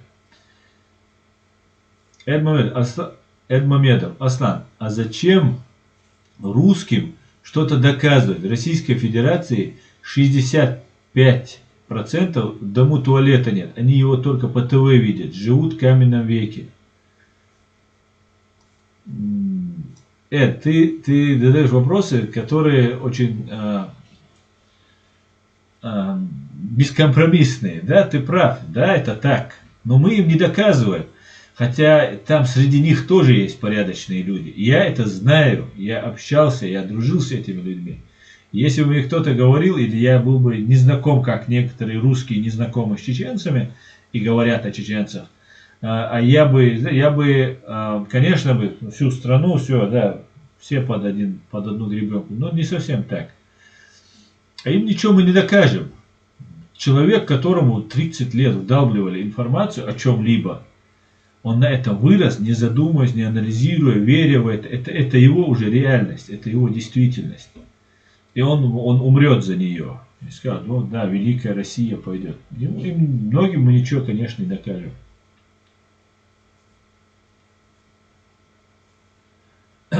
Ахи Мусим, ассаламу алейкум. Я 22 года прожил в самой России, с самого детства. 22 года впервые приехал в Чечню, прожил 6 лет, сейчас 7 лет живу в Германии. И только тут стал чувствовать себя человеком. Алейкум ассалам. Ахи Муслимов. Знание Машу говорит, Немо, Машуэль Немо. Я придерживаюсь демократии. Так, добро пожаловать быть с оружием. Должно быть с оружием. Анзор Ино. Да, Анзор Ино, я считаю, что Одну минутку.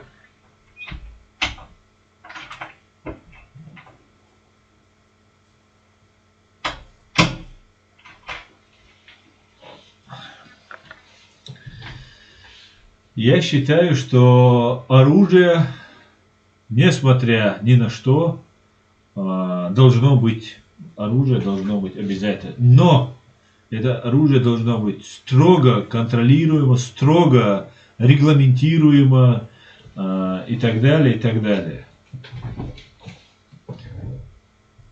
Конечно, да. Мне один полезный идиот со слезами и с пеной доказывал, что 400 лет против чеченцев воюет Англия, а Россия ни при чем. При том, что у него погибли два брата, один без вести пропал, другой на поле боя. Нонсенс. Да, есть такое мнение, и я скажу, что русские очень помогают этому. Например, я знаю, что в российских вузах еще до моего приезда сюда каждая лекция начиналась с пропаганды в таких военных милицейских вузах. Каждая лекция начиналась с пропаганды против Америки, западного мира и Англии. Ну, Америка, Англия, это как бы в связке они идут, они так считают. Хотя в какой-то степени они правы. И это на протяжении там 10 лет, там, может быть больше, уже официально делалось. Куда смотрела Англия, куда смотрела Америка, не понимаю, как это можно было проворонить, что против вас готовится. И такой неожиданность. Вот столько людей наработали против, подготовили, настроили. И сейчас уже это на благоприятную почву этих силовиков уже ложится, они исполнители воли Кремля. И вот дальше идет это направление, в этом направлении. И берется какой-нибудь факт, помните, тот же факт про убийство Джохара Дудаева, что его при помощи американцев убили. Это Кавказ-центр, который много правды говорит, так все грамотно, все хорошо, отлично, но при всем при этом, они берут такой фейк, закидывают. Все, мы враги американцев, например, как бы нам что американцы не делали, все, мы теперь враги американцев. А на самом деле это фейк. Я даже его полгода этот вопрос задал. И вот так они нас настраивают. Да, много не говорим про Америку, а вот про Джохара Дудаева сказали, а значит не заодно натравливают. А то, что есть интересы у Запада, в Чеченской республике Ичкерия, на Кавказе, мы видим по Грузии, в других местах, это, конечно, бесспорный факт. Америка это, на мой взгляд, очень важный полицейский в нашем мире. Так сложилось. Так сложилось, и человек, эта страна контролирует, и это очень важно. Не будет Америки или ее функции начнут не исполняться, как это при Трампе пытался Трамп делать, то будет разрушение всей мировой системы, на что Путин и, в принципе, и нацелен был, выдвигая Трампа, вмешиваясь в политику, вмешиваясь в выборы, ну и так далее, и так далее. Так, Амир. Так, Хамзат, тут как рекламу все не скажешь, но я знаю, что как.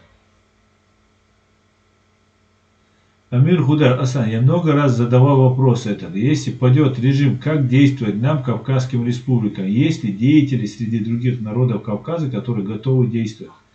Амир Хударов, я не знаю на этот вопрос ответ. Конечно, лидеры появятся, деятели появятся, какие-то лидеры появятся. Но нам нужно, нам, чеченцам нужно, при всем том, что мы кавказцы, всех мы поддерживаем, помогаем.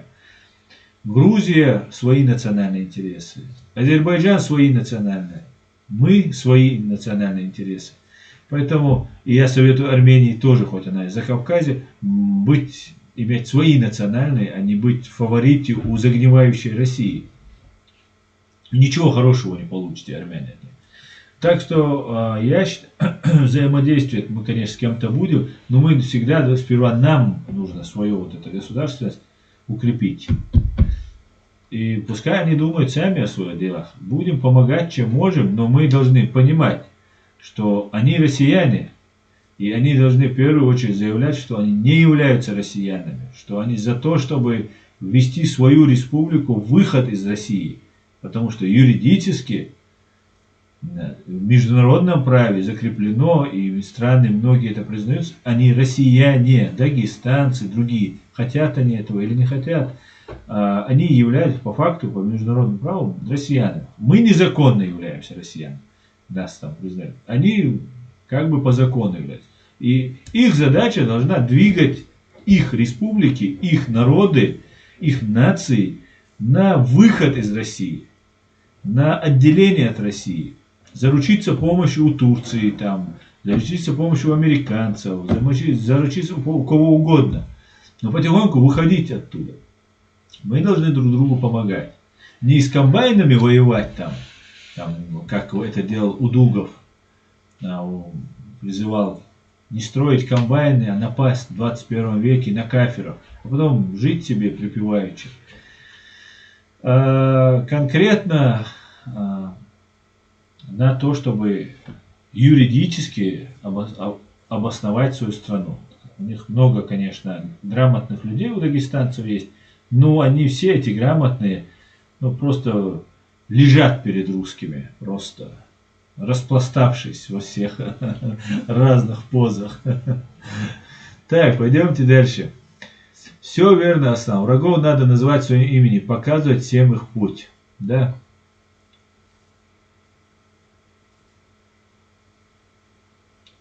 Поток времени. За убийство Ямадаев Адама Демирхана объявили в Интерпол. Теперь ему въезд в АО не светит. И вроде с него сняли эти обвинения и его убрали из Интерпола.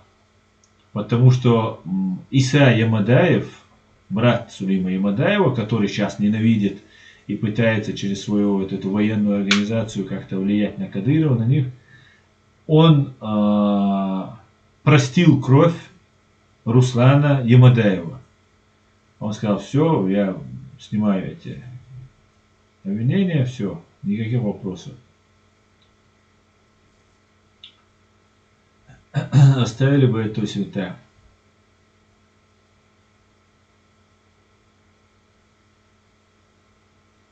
Я имею в виду, что у Чили есть государство конструкция, а есть и потенциал у Дагестана, например, Амир Хударов.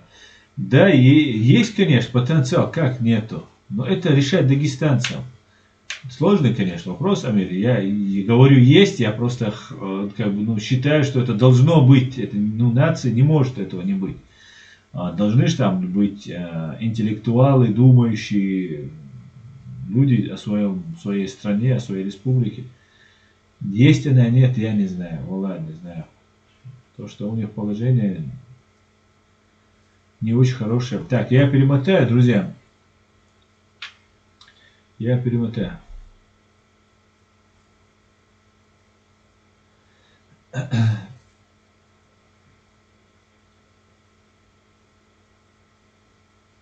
Так.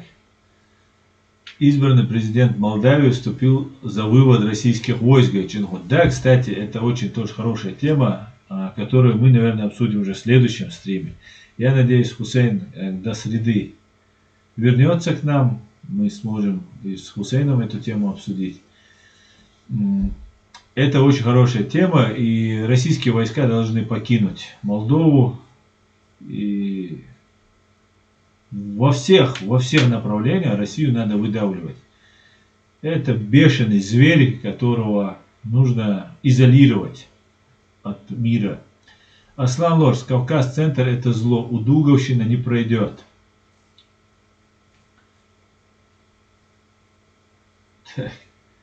Так, давайте я еще раз перемотаю. Так, справедливая ночь. Аслан, к черту тех, кто утверждает, потерял веру в победу Чили, и им нужен повод за что-то зацепиться, свет и просвет в конце туннеля.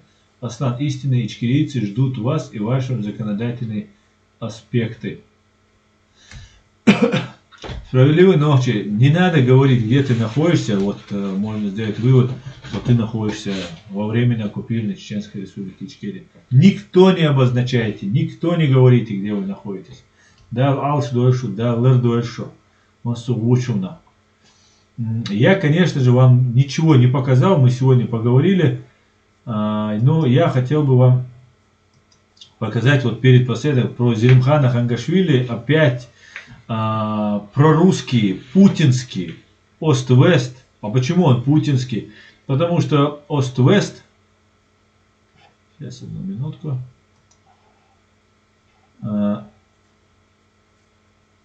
мне нужно вывести себя на экран.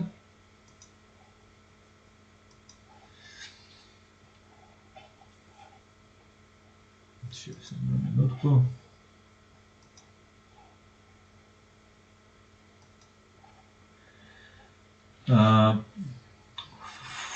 Про путинский. Сейчас одну минутку.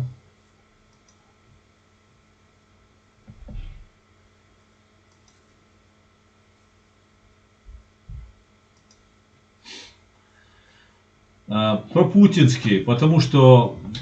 Почему про путинский? Потому что он в прямом эфире показывает террориста Путина, все его прямой, ну это находиться здесь в Европе и просто демонстративно показывать, насколько они уважают Путина, его прямой эфиры, где он нагло лжет, где он нарушает международное право в своих вот этих выступлениях. Вот они тут любят рассказывать.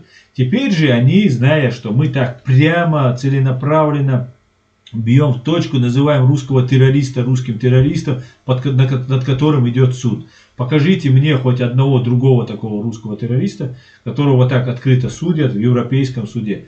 Я уверен, в самом справедливом, объективном суде в Германии. Ну, процесс, по крайней мере, и даже в Европе, мне кажется.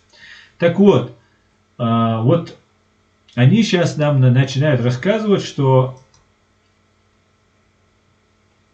Зелимхан Хангашвили, короче говоря, следующая задача. Ост-Вест в прошлом свое, Мария Макеева такая есть, пропагандонша просто, галимая, как любят у них там это говорить. Тот же Борис Райчустер приглашают туда, конечно, как-то пригласил Борис Райчустер Ахмеда Закаева по моей просьбе, но после этого что-то уже давно его не приглашают. Видимо, уже... Сказали, что-то Ахмед Закаев много лишнего говорит и решили не приглашать. Но зато это помогло там завоевать какие-то себе баллы, там, очки и так далее. Короче говоря, они уже делают вид, что Зелимхан Хангашвили, убийца Зелимхан Хангашвили, это может быть он и не он все-таки, что никто не видел, как это было, там, что лицо опознать не могут там, и так далее. Хотя кроме опознавания лица, да, есть еще много других моментов, ДНК, потожировые следы, отпечатки пальцев, там, свидетельские показания как, и так далее.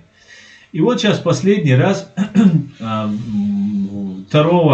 вторник и в среду мы должны были присутствовать на судебном заседании по поводу убийства Зелимхана Хангашвили русским террористом Вадимом Красиковым. Мы смогли только во вторник только принять участие, быть наблюдателями. А в среду мы уже не смогли. И в этот среду был очень интересный момент, в котором мы, к большому сожалению, не смогли присутствовать. Так вот, там Вадиму Красикову шел разговор. Я вам расскажу, как было, а потом вы послушаете, как рассказывает Ост-Вест. Потому что у меня есть достоверная информация, хоть я и не присутствовал лично. Вадим Красиков, всем раздали фотографии. У Вадима Красикова изъят телефон, в котором есть разные фотографии. Там есть его жена, там есть его сын Вадима Красикова. Фотографии указываются и так далее. И даже судья шутил на эту тему, да, по поводу фотографий, людей на этой фотографии. И Вадим Красиков заявил, что у него плохое зрение, когда ему дали эти фотографии. То есть он не видит достаточно. На мой взгляд, Вадим Красиков по настоянию своих кураторов, через адвокатов, скорее всего, думаю, связи у него, наверное, нет, но начал такую позицию, который молчал все это время, что вот у него плохое зрение. Известно, со слов свидетеля, который непосредственно находился в нескольких метрах от убийства, от совершения преступления, Вадим Красиков с расстояния 5 метров, может быть меньше, может 3 метров, ну, личного расстояния, 3 метра это могло быть, выстрелил в спину Зелимхану Хангашвили. После этого он сам упал с этого пистолета, с этого велосипеда. Зелимхан начал падать, встал на колени, начал облокачиваться, и он тогда подошел и уже выстрелил уже в лежащего человека, раненого в голову. И теперь такая вот защита выстраивается, что я плохо вижу. И Красиков заявляет на суде, что он плохо видит. Но это немецкий суд, и там немецкий судья, и таким лохам, даже подготовленные супер, там, ФСБ, там, альфа, бета, гамма и так далее, мы знаем, что это за супер, альфа, бета, гамма, и какие специалисты там в интеллектуальном плане работают. Ну, чести может быть, или не бесчестию, не знаю, как это правильно, в ГРУ работают еще хуже, короче, чем ФСБ. Но мы еще не знаем, ФСБ этот Красиков или ГРУ, это так, пока только предположения разные есть. Так вот, он говорит, что он плохо видит, и ему судья задает вопрос, а вы далеко видите или близко? И он напротив, вот сидит в клетке, этот преступник, перед ним сидят адвокаты. На той стороне сидят сторона потерпевших и адвокаты потерпевших. Сторона потерпевших со стороны Зелимхана Хангашвили, убитого. И он говорит, смотрит на них и говорит, я их даже не вижу. Ну, это как раз где-то 3 метра может быть. Ну, может быть больше. 5, ну, не, больше это, наверное. Может так, 10 метров. Большой зал такой. Я их не вижу даже, говорит. Ну, судья ему говорит, а ты близко видишь или далеко? Ему дали с фотографии, он их не видит. И он не видит, далеко сидят. Обычно в возрасте после 50 лет все мы знаем, что у человека начинается зрение становиться острым. Он начинает дальше видеть лучше, чем ближе. Не знаю, с чем это связано, так заложено Богом, чтобы если у тебя ноги слабенькие, ты бегать быстро не можешь, то хотя бы ты опасность сдалека увидишь. Наверное, для этого это все придумано Господом Богом. Но такое, ну не всегда, не у всех, конечно, и в 50 лет можно стать вообще близоруким, и недальнозорким, и слепым, и все угодно. Ему предлагают очки. Сразу же, это очень, опять же, надо было мне, конечно, это увидеть, сразу же в суде находятся очки. И для близоруких, и для дальнозорких, и так далее. И он не знает, что сказать. Представьте, заготовка, скорее всего, с адвокатом, потому что этот преступник хорошо видит, достаточно хорошо видит, чтобы убить человека близкого расстояния. 3 метра, это 5 метров, не расстояние, чтобы выстрелить в спину. Ну, это характерно показывает, что Красиков боялся Зелимхана приблизиться к нему, поэтому выстреливал вот с такого расстояния. Сперва ранить, обездвижить, сделать его уже заведомо слабее себя и почувствовать свое превосходство. Человек ранен, даже если в плечо попадет, даже если в ногу, в руку, достаточно просто это боль, которая уже выводит человека из строя. И он говорит, ему предлагают, знаете, вот вам очки. Он отказывается от очков. И дальше, потому что судья сорвал план, что вот Красиков ничего не видит, он такой весь бедный. И тут, короче, его судят такие плохие немцы, ну, фашисты просто, не немцы просто, которые судят такого бедного бизнесмена какого-нибудь, который случайно оказался с плохим зрением, не то время, не то месте, вот сажать. И вот этот Ост-Вест начинает вот эту свою передачу. Вот этот человек мне казался более-менее, хотя откуда там взяться более-менее, потому что это команда. Тот, кто там не задерживается, уйдет, это будет порядочный человек, наверное. А тот, кто остается, и дальше эту ложь, абсолютную, стопроцентную истину, убить человека, который не представлял угрозы, для того и задержан террорист, посланный от самого верха, от Путина. И теперь как бы они пытаются его как-то его это... Давайте я тогда это сделаю вот таким макаром, чтобы они мне страйк не прислали за свою вот эту информационную вот эту байду, которую и кроме как пропагандой никак не назовешь. Давайте послушаем, что они говорят, и теперь вы узнаете, как они это преподносят. Обвиняемый в убийстве Зелимхана Хангашвили впервые заговорил на 8-м по счету заседания суда. Сегодняшнее заседание было посвящено изучению вещественных доказательств, собранных на месте задержания и поднятых со дня реки Шпрее. Их показывали не вживую, а на фотографиях, и каждому участнику процесса выдавали папку с копиями. Обвиняемый Вадим Соколов, он же Красиков, молчавший все первые 7 заседаний, внезапно подал голос. Пожаловался на то, что не может рассмотреть фотографии из-за плохого зрения. «Я не вижу», — сказал он, и добавил: «Зрение плохое, не могу смотреть фотографии». Суд предоставил ему очки, которые, оказывается, имеются в суде на такие случаи, и на минусовое зрение, и на плюсовое, на выбор. Но и это не помогло. Трудно сказать, какое это произвело впечатление в итоге на суд. Был ли расчет на то, что слабовидящий человек явно не может быть метким стрелком? Здесь лукавит ведущий, может быть, не он там присутствует другая девушка. И вот это лукавит, что он, вот, если вы видите, он говорит там, и это не помогло. Не помогло, потому что Красиков не взял очки. Он отказался от очков. Он сказал: нет, мне не надо. Вот поэтому это не помогло. И теперь журналист рассказывает, это как бы защитная ли реакция такая это делалась. Вот смотрите, что он говорит. Смотрите внимательно. Могу смотреть фотографии.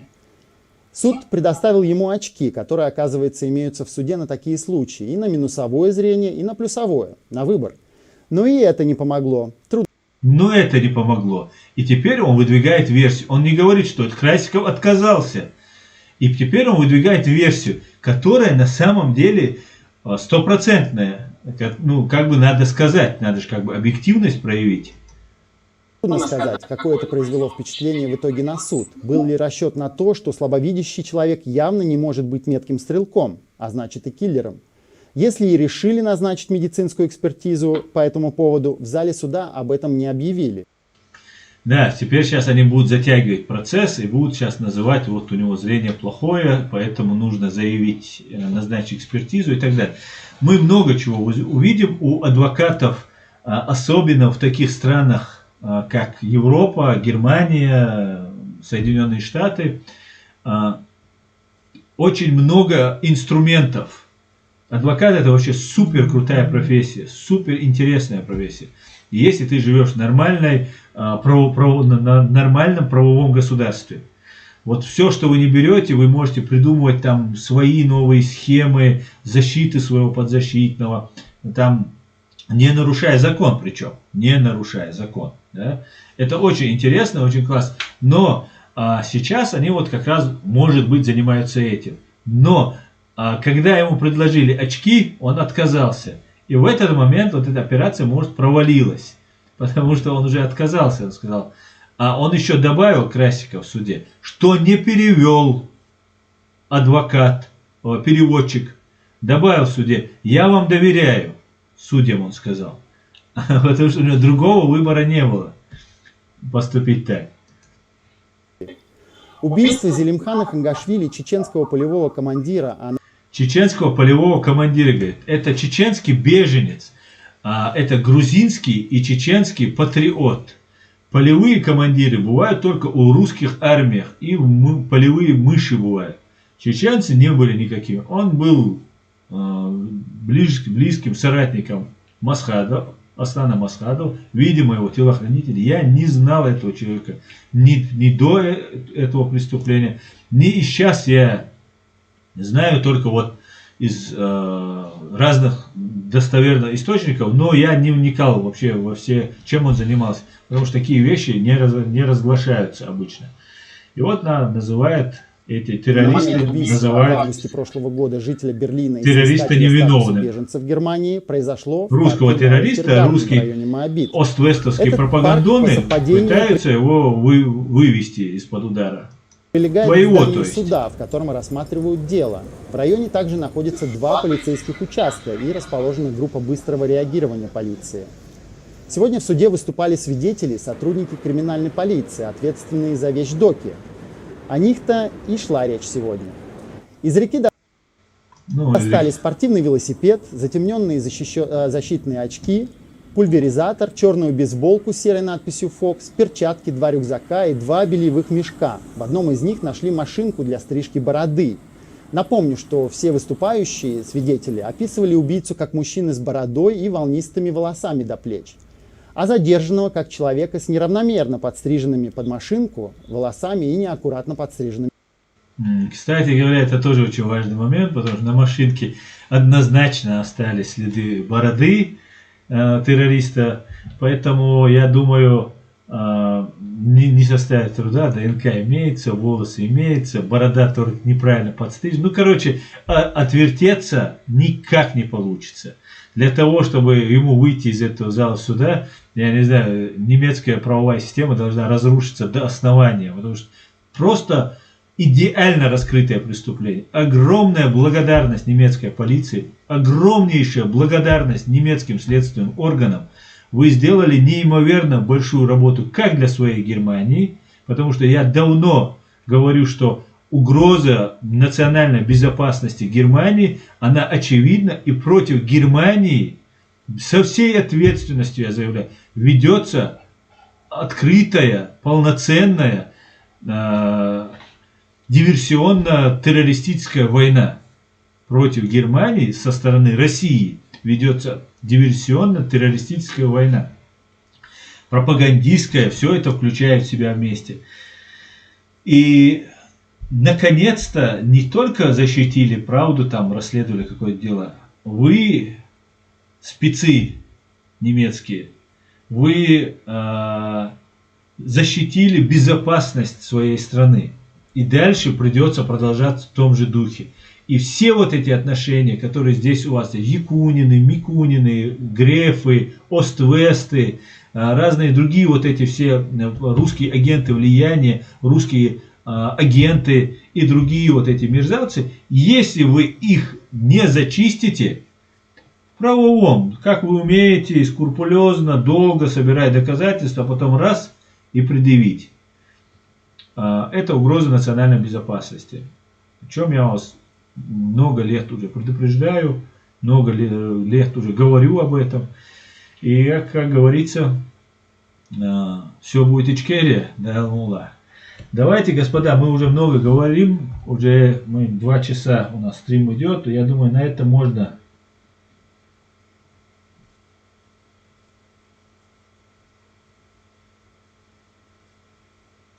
Так, ставим лайки, подписывайтесь и распространяйте канал Реалити. Говорит Джагар Дудар. Машвор Джагар. Ассаламу алейкум.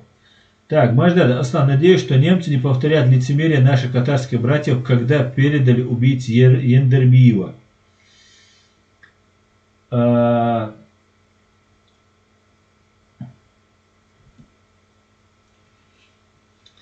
Да, возможно. Я не знаю,